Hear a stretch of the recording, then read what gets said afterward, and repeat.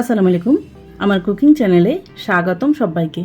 তো ভিউয়ার্স, আজ আমি আপনাদের সাথে শেয়ার করব হচ্ছে একদম হেলদি উপায়ে চিকেন স্টু রেসিপি। এই চিকেন স্টুটা প্রচুর পুষ্টিগুণে ভরপুর।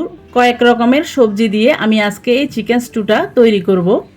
এই চিকেন স্টু হাড়কে মজবুত করতে সাহায্য করে, প্রচুর পুষ্টিগুণ সমৃদ্ধ। আর এই চিকেন স্টুটা যে কে লাইফস্টাইল করলে বা ডায়েট রেসিপিতেও রাখতে পারেন। আবার ডায়েট ছাড়াও এই চিকেন স্টুটা খাওয়া যায়।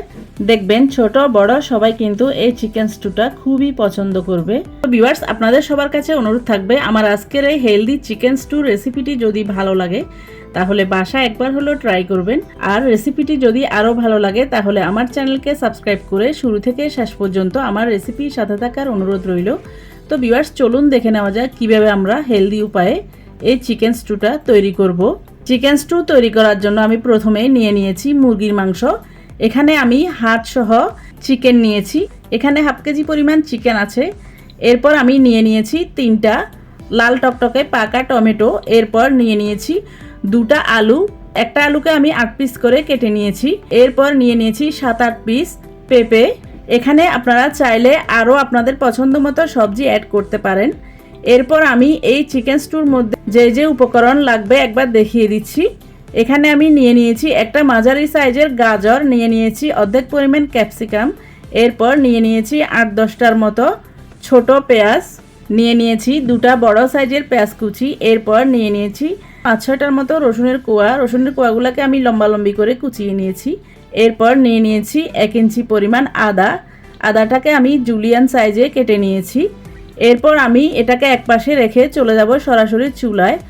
আমি একটা পাতিল বসিয়ে দিয়েছি 2 টেবিল স্পুন পরিমাণ বাটার। এখানে আপনারা চাইলে অলিভ অয়েল দিয়েও এই চিকেন স্টুটা রান্না করতে পারেন। এরপর বাটারটা একটু মেল্ট হয়ে গেলে আমি দিয়ে দেব 2 টুকরো দারুচিনি। এরপর দিয়ে দেব 5-6টার মতো লবঙ্গ, দিয়ে দেব 4টা ফাটিয়ে নেওয়া এলাচ, দিয়ে দেব 10-12টার মতো আস্ত গোলমরিচ। এ পর্যায়ে আমি চুলার আঁচটাকে নিবু আঁচে রেখেছি, না হলে কিন্তু বাটারটা পুড়ে যাবে।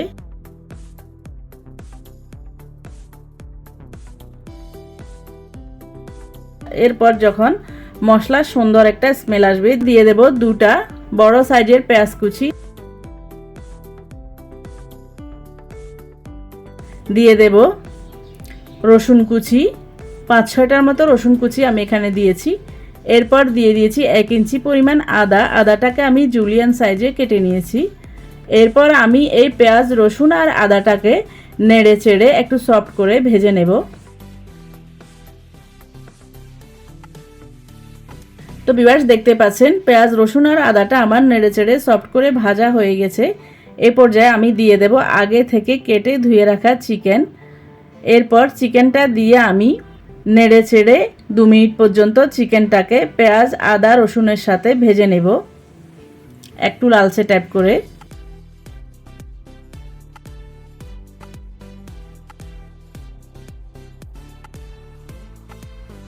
তো ভিউয়ার্স, দেখতে পাচ্ছেন চিকেনগুলোকে আমি নেড়ে চেড়ে একটু লালচে টাইপ করে ভেজে নিয়েছি। এ পর্যায়ে আমি দিয়ে দেব শক্ত যে সবজিগুলো আছে ওই সবজিটা। এখানে আমি দিয়ে দিচ্ছি পেঁপে, আলু আর গাজর। এই 3টা সবজি কিন্তু সেদ্ধ হতে সময় লাগে, এজন্য আমি এই সবজিগুলোকে আগে দিয়ে চিকেনের সাথে আরও 1 থেকে 2 মিনিট পর্যন্ত ভেজে নেব, যাতে আলু, গাজর আর পেঁপেটা হাফ সিদ্ধ হয়ে যায়।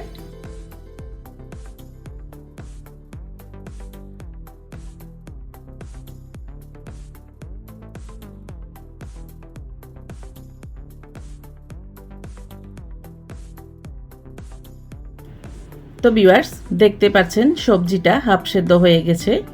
এ পর্যায়ে আমি দিয়ে দেব বরবটি বা বিনস। এরপর দিয়ে দেব 8-10টার মতো ছোট পেঁয়াজ। এই ছোট পেঁয়াজটা চিকেন স্টু রান্না করার পর সবজি আর চিকেনের সাথে খেতে কিন্তু খুবই ভালো লাগে, এজন্য আমি এই আস্ত পেঁয়াজটা দিয়েছি। আপনারা চাইলে স্কিপ করতে পারেন। এরপর বিনস আর পেঁয়াজগুলোকে দিয়ে আমি কিছুক্ষণ নেড়ে চেড়ে মিক্স করে নিয়ে দিয়ে দেব ক্যাপসিকাম। এখানে আমি একটা বড় সাইজের ক্যাপসিকাম নিয়ে অর্ধেক পরিমাণ কেটে কিউব করে দিয়ে দিয়েছি। এরপর কিছুক্ষণ সবগুলো উপকরণ আরও একবার ভেজে নিয়ে দিয়ে দেব কুসুম গরম পানি। এখানে যেহেতু চিকেন স্টু রান্না করছি এজন্য এখানে পানির পরিমাণটা একটু বেশি করে দিতে হবে, কারণ সবজিটা সেদ্ধ হবে আর চিকেন স্টুতে একটু বেশি পরিমাণে পানি দেওয়া লাগে, কারণ চিকেন স্টুটা একটু ঝোল ঝোল খেতেই ভালো লাগে।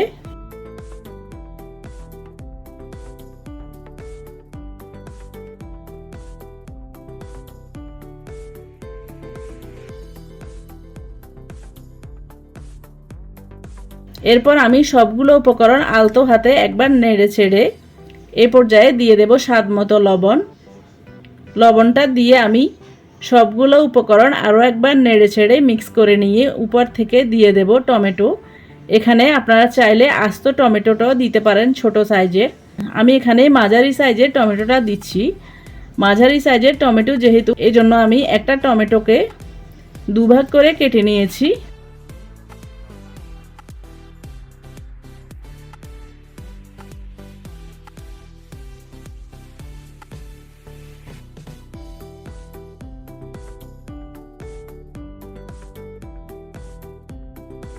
এরপর আমি টমেটোটাকে আলতো হাতে একবার ডুবিয়ে দিয়ে ঢাকনাটা দিয়ে 5 মিনিটের জন্য সেদ্ধ করে নেব।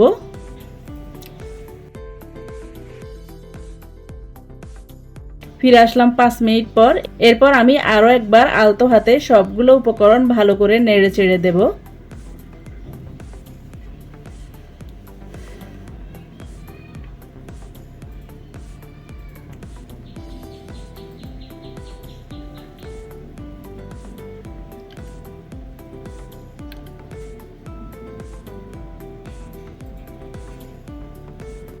তো ভিউয়ার্স দেখতে পাচ্ছেন সবগুলো উপকরণ আমি উল্টিয়ে পাল্টিয়ে ভালো করে নেড়ে ছেড়ে মিক্স করে নিয়ে এরপর ঢেকে দিয়ে আরও 20 থেকে 25 মিনিট পর্যন্ত এই সবজিটাকে চুলার আঁচটাকে মিডিয়াম ফ্লেমে রেখে রান্না করে নেব।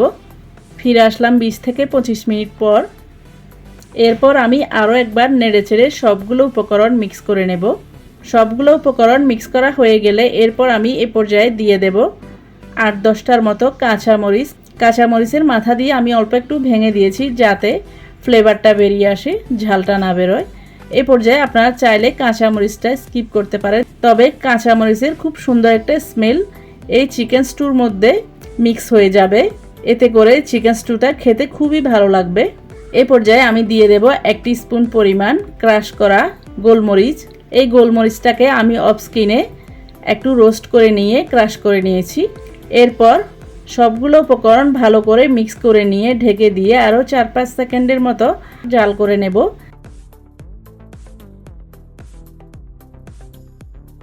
তো ভিউয়ার্স দেখতে পাচ্ছেন আমাদের চিকেন স্টুটা কত সহজে রান্না হয়ে গেল। এরপর আমি চুলা থেকে চিকেন স্টুটা নামানোর আগে আপনাদেরকে সবগুলো সবজি একবার কেটে দেখিয়ে দিচ্ছি। দেখতে পাচ্ছেন পেঁপেটা একদম পারফেক্টভাবে সেদ্ধ হয়ে গেছে। এরপর একটা গাজর উঠিয়ে দেখিয়ে দিচ্ছি।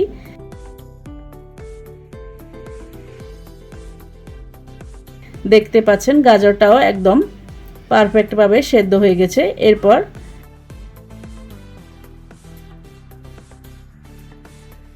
দেখিয়ে দিচ্ছি আলু। তো ভিউয়ার্স দেখতে পাচ্ছেন সবগুলা সবজি একদম নরম হয়ে গেছে। এ পর্যায়ে আমি ঢেকে দিয়ে চুলাটা বন্ধ করে দেব।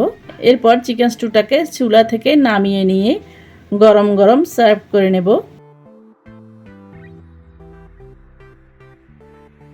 তো ভিউয়ার্স দেখলেন তো আমাদের হেলদি উপায়ে চিকেন স্টু কত সহজে খুবই কম সময়ে রান্না হয়ে গেল। এরপর আমি এই চিকেন স্টুটাকে সার্ভ করে নেব। তো ভিউয়ার্স দেখতে পাচ্ছেন কয়েক রকমের সবজি দেওয়ার ফলে এই চিকেন স্টুটা কতটা কালারফুল হয়েছে, দেখতে কতটা সুন্দর লাগছে। দেখতে যেমন সুন্দর লাগছে খেতেও কিন্তু অনেক মজা হয়েছে। তো ভিউয়ার্স আপনাদের সবার কাছে অনুরোধ থাকবে আমার আজকের এই হেলদি উপায়ে চিকেন স্টু রেসিপিটি যদি ভালো লাগে তাহলে বাসায় একবার হলেও ট্রাই করবেন। আর রেসিপিটি যদি ট্রাই করেন তাহলে কেমন হয়েছে কমেন্ট করে জানাবেন। আর কোনো নতুন রেসিপি পেতে চাইলে আমার চ্যানেলে কমেন্ট বক্সে কমেন্ট করে জানাবেন, আমি আপনাদের সাথে অবশ্যই শেয়ার করার চেষ্টা করব। তো ভিউয়ার্স আবারও আমার রেসিপিটি ট্রাই করার অনুরোধ জানিয়ে আমার চ্যানেলকে লাইক, কমেন্ট, শেয়ার ও সাবস্ক্রাইব করার অনুরোধ জানিয়ে আজকের মতো এখানে বিদায় নিচ্ছি। আবার দেখা হবে নতুন কোনো ভিডিওতে নতুন কোনো রেসিপি নিয়ে। সে পর্যন্ত সবাইকে আসসালামু আলাইকুম, আল্লাহ হাফেজ।